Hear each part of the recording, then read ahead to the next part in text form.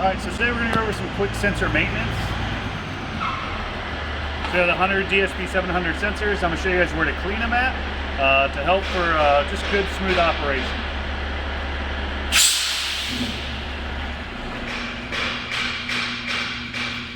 Okay, so we got a couple Q-tips.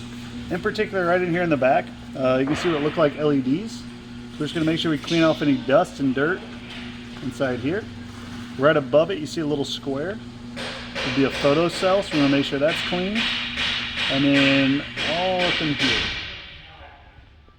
Okay, make sure there's no cobwebs or anything through here. That'll really impede how the light shines through. So just make sure everything's all clean. It'll be your front sensors, the rear part of your front sensor. So we're going to go to the front part of the front sensor. The shop we're at here, we actually use sensors pretty often. But I want to show you guys something you can see pretty easily. So you can see all the cobwebs that are built up in through there. So essentially when the sensors are sending a tow beam side to side, these cobwebs can actually cause like a light wall and make it harder for the sensors to read, and they can kind of jump around a little bit. So we're going to clean that up. My preference here, when we go to clean it, I want to make sure all the cobwebs are off. So I'm just sticking my finger in a little bit. So essentially this pad right here, I'd like to have a dry microfiber and basically clean all that pad off and the LEDs. And again, the photo cell. So just good sensor maintenance. So that'd be how to do your front.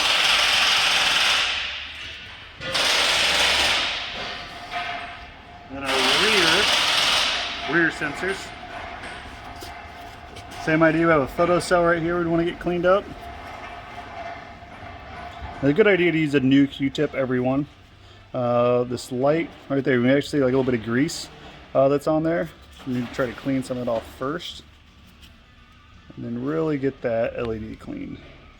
Or that infrared emitter really clean. Okay, so that'll help out. Also this aluminum block back here, hold the body of the sensor and just kind of wiggle it. Make sure it's nice and tight. If it's ever loose, we would need to tighten it up and recalibrate it. And then for the front portion of it, I guess that'd be the back portion, the T portion of the rear sensors. We're going to want to clean the infrared emitters here.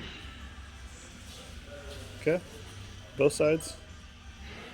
And then just like how I showed on the front sensor, how we could have cobwebs build up, the big thing on the rears would be this bottom ledge right here in particular.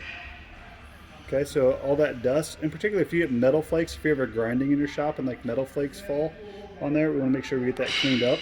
Because essentially as the light shines through there, it can do that, make a light wall, just like what you saw with the front cobwebs. So you can use your fingers on something like that. That's not a big deal. All right, clean microfiber. Never a greasy